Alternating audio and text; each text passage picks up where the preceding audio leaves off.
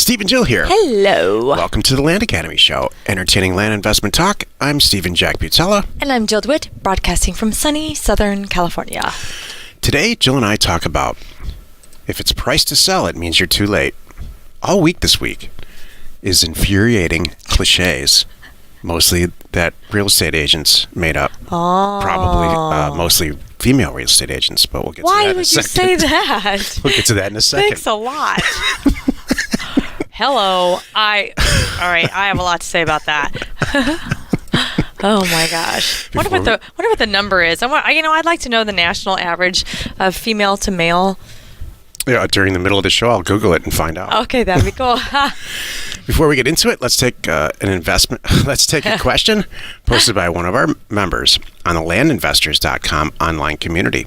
It's free, and as you're listening to us, please drop your questions into the comments section below. Greg asks, "Hi, I tried researching an area in Zillow, but the numbers don't seem to make sense at all. Why are there similar properties priced so differently?" I love Okay. This is a really, really good question. It's extremely simple. Here's the deal. There's the only real pricing that matters on this planet is the assessor's data, the assessor's completed sales. But For houses. For everything. For everything, but we don't have it all. Oh, excuse me, I'm stepping on your toes. Gosh. I have What? Pricing happens to be one of the things that I'm actually good at and interested in. Wow. Of all the stuff that goes on in these crazy cockamamie companies that we Excuse have, me. pricing and data really matters. And it's something I actually enjoy. It's the only thing I actually enjoy at this minute. I will be quietly over here in the corner, and I will face away. I'm going to stand with my nose in the corner until you tell me it's okay to come back. You're going to get your turn. All right? Yikes. Woo. Sorry. The problem with the assessor data is that we don't have access to it.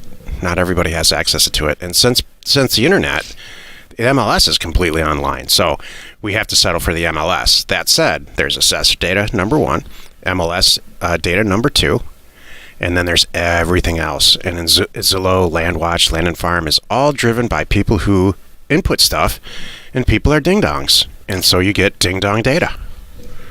That's the name of a show. It is.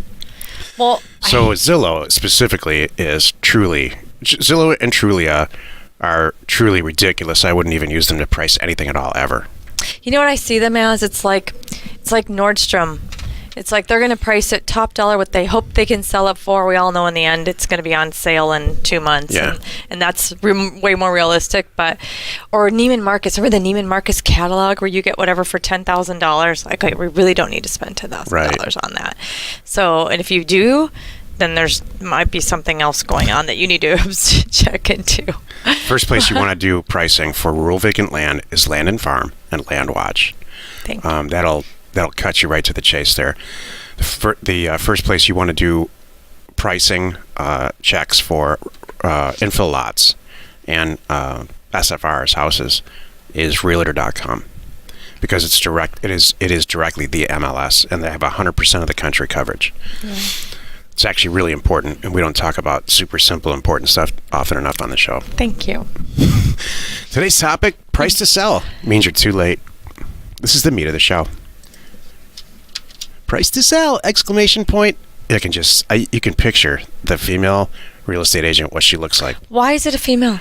Why? Here's the whole thing. Come on. I know guys reason. that do it too. I know ding dong guys. I'm going to look this up. I know a lot of ding dong guys. What's going on with you today? Well, I mean, you're picking on us, and I don't think it's fair. I'm not. It's not. It's real estate agents that I'm picking on. I'm specifically picking on female real estate agents. Specifically. That's where you're dropping the ball. Here's the thing. All kidding aside, that's not real cool. estate's really important. It should be treated that way. It should be treated with respect. It's not window treatments that you're selling. You're selling a piece of real estate, and for the vast majority of the people, with houses specifically, that's the biggest investment they're ever going to make. It's the vast majority of their retirement fund money is involved in that. So it's not these cliches. These cliches piss me off, quite honestly. Okay. So price to sell. Right. What the hell? I mean, so everything else on the internet's not priced to sell, or on the market. Boy, this does it bugs get you me going. this whole week. Wow. This whole week of shows. Did you go through and look at sayings or just? Oh yeah. Okay. Absolutely, I did. All right. Absolutely. Yeah. It is silly. You're right. It's supposed to invoke a sense of urgency. Why? I don't get it. If you're really priced to sell, then just price it that way and don't say anything. Go on LoopNet. Yeah, exactly. That's exactly my point. That's exactly what this is all about. Price it to sell. If it is priced to sell, you don't need to tell me that. I know it because I look up and I'm trying to figure out why it's priced so low. And then I realize you're trying to come up with get a bidding frenzy going on. But there's nothing wrong with that. I've seen people do that and it often works. Great, good for you. Don't try to trick me. This isn't some cute don't little treat me career. like I'm silly and Yes. I'm trying. That's the point Yes. here. Don't treat me like I don't get it. And I won't understand why it's priced that way. Don't talk down to me. And that's what it sounds like. Right. I understand that. Now that makes sense. What doesn't make sense is why do you think it's chicks? Well, let's go look. Here, let's check. All right. This is hilarious.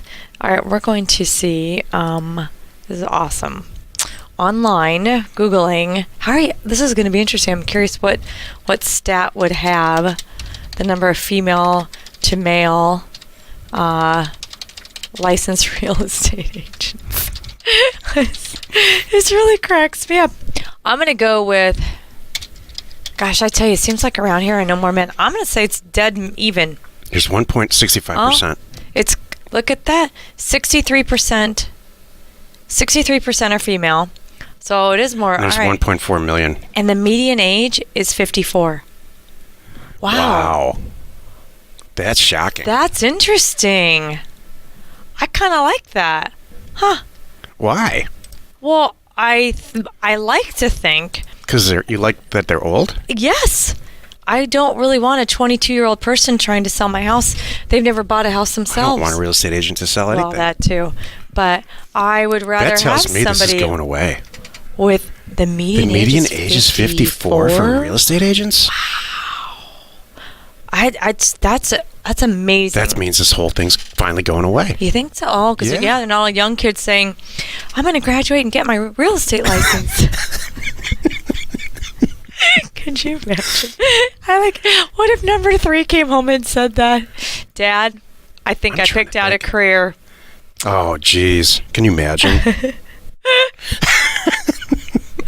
Too bad they don't have the gold jackets anymore because I really wanted one of those. There's a bunch of cliches we're going to talk about this week. I know. So. Wow. Okay, that's so interesting. You really think that's... I think you're right. There's some... Let's look at the other that stats. could trigger a shift in the industry. Stephen, that means we're doing our job. I know. It makes me feel great. This is so great, too, this price to sell thing. This is sparking a lot of good conversations. Where were we talking to the other day about this? About how many people, just don't know. You could put your own house on the market, and someone said, well, then I have to have an attorney and to go through the process. I'm like, no, you don't. It's called escrow, and a good escrow title agent, they'll walk you through the whole thing. That stack of forms, they have it all. Here's some statistics. You don't have to have an agent. They do it. If you're on YouTube, you can see it. If you're listening, I'll read them to you. Okay. 5.5 million existing homes were sold in 2017, and 612,000 were newly constructed in 17. There's 2 million active agents in the active real estate agents in the estimates. I think this one closer to 1.4. The research that I did. Oh. 86,000 brokerage firms. 2 million. Hold on a moment. If they estimate, that's pretty. I got to say something. Yeah, that's too many agents per homes that were sold.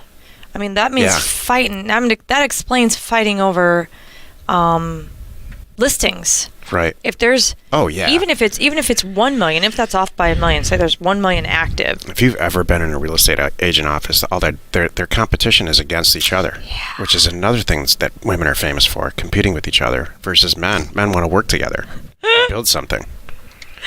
Why is this turning into this? What happened? Why? I don't know. It just bugs me, man. Wow. Plus, why do they put their faces on their cards, on their business cards? Put their faces on everything. They do. Well, if they look good. and they try to look good. See, that's a chick Do you know thing, what it is? too. You know what's funny about that? Actually, that brings up something. It is funny.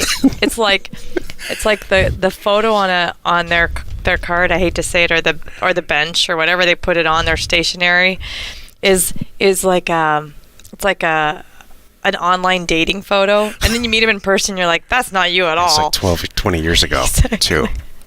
It was so touched up and altered. It's kind of funny. Okay. Hold on here. Uh-oh. The typical realtor is a 54-year-old white female who attended college and who's a homeowner. I believe that. 63% of all realtors are female, and the median age is 54. This is like your sister. A real, yeah. They usually have 10 years of experience. Yeah. Median tenure is 4 years at a firm. Wow, they do stick around. Wow. Most realtors work 40 hours a week in 2017. Median income was $40,000. Wow. Okay, this is the biggest thing. Okay, Go right. ahead, Jill. I want to say this again. This is the biggest statistic to me, and this is why I would never do this. So back in 2016, the gross median income was $42,500. Then last year, 2017, it dropped to $39,800. There's a reason to not come home and want to run and be an agent. That's like school teacher wages. Yep. Wow.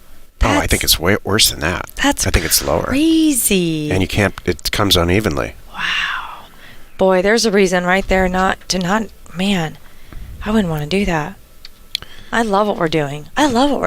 Me too. You know, I can't imagine doing anything else. Seems like every time you talk to an agent too, what they always say is, oh, well, the investors make the money.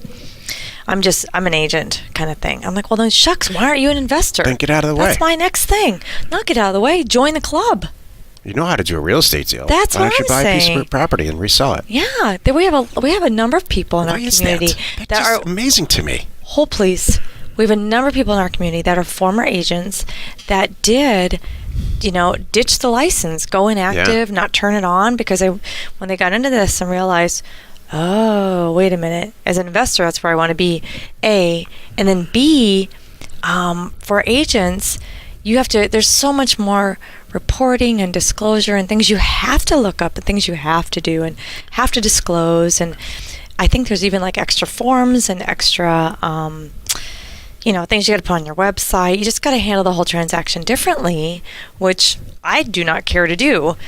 And finally, when I'm talking to a seller, that's a very common question that our customers ask us. They're like, "Oh, are you an agent?" They think that I'm, selling the property on behalf of somebody else. I said, "Oh, no, I'm an owner. we can make the decision right now," kind of thing. And they're like, "Oh," it's like an immediate. They're like, oh, they relax. They're like, oh, this is good. Their guard goes down. They like that. That says something right there too. Yeah. So if you have not had that conversation yet, the first time you do, you'll get it. You'll be like, oh wow, okay, that does make a difference. Exactly. I'm not an agent. I'm the owner. I'm fascinated by some of this. Let's go back to it. Okay. Here's home buyer statistics. First time buyers, 34%. Home buyer statistics, first time versus repeat. Wait. Will you go slower for me? I missed that one. Oh. These are home buyer statistics. Okay, first time home buyers right now. Versus repeat buyers. First time home buyers, 34%. Okay. Median age of the first time buyers, 32. Wow. Median age of the repeat buyers is 54. That's surprising. People don't buy and sell houses. They just stay there.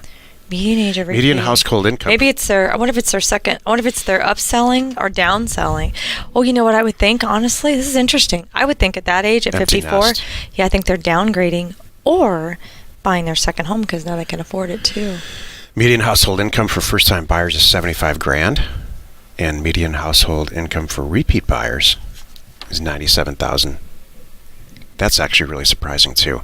Median household income of repeat buyers. That's great. Hopefully they're downsizing. Hopefully they're downsizing when their income's up. That's the best plan, I think. Typical home purchase is 1,870 square feet, and it was built in 91, 3 bedrooms and 2 baths. No surprise there at all. Mm-hmm. It's a little bit bigger than I thought it would be. It's true. We live in tiny Los Angeles. It's true. Among those who financed their home to purchase, typically buyers financed 90%. So 90% LTV. Wow. That doesn't surprise me. I would thought it would have been like 95. But you know what? Hold on. Let me point out that statistic. It's among those who finance their homes. It's like that's kind of interesting. If you finance, it's like you either have the money or you don't. Yeah. You know? Oh yeah, sure. See, among those who financed, it was 90. They financed the whole thing. The other people are paying cash. Listen Smart. to this. I love it. 87% of the buyers who purchased their home, they bought it through a real estate agent or a broker. It's steadily increased from 69% in 2001. That's shocking. Wow. Okay, wait a minute. This all ties together. I just figured it out. So the agent income decreased because there's more people using agents, and there must be more agents out there now, sadly, and less to go around. So my sister said there's two kinds of agents. Ones who just kill it and make a ton of dough. I mean, and truly make like $500,000 a year. Right. Like she does. And then the vast majority of them never ever sell even one house. They just have an active license. Got it. And they're trying and it just doesn't happen? Yeah. That's or they're too not. bad. They just don't know how to do it. They're not looking at data. Right. If you can get a listing, you can be a real estate investor. It's the same thing. Okay, this is interesting when you get to this part right here. I love this. Buyers who would use their agent again and recommend their agent to others, 89%. That's really surprising. That's shocking. Wish we could say that about Where title buyers agents. found their home. Yeah. We're having title agent tragedy right now. As are a lot of our people. Jill used the F word for the first time in a really long time about a title agent recently. I was mad. I mean, you never swear, I was ever. mad. Flipping penny. Where buyers found their home that they purchased on the internet, 51%. Okay. Why, if we're finding our home on our own, on the internet, without an agent, are we even using an agent? I agree. Just checking. Go on. Buyers who found their home they purchased, real estate agent, 30% of them. A yard, a sign, or an open house, 7%. Friend or relative, 6%. A home builder or their agent, 5%. Directly from the sellers that they knew, 2%. A print newspaper advertising.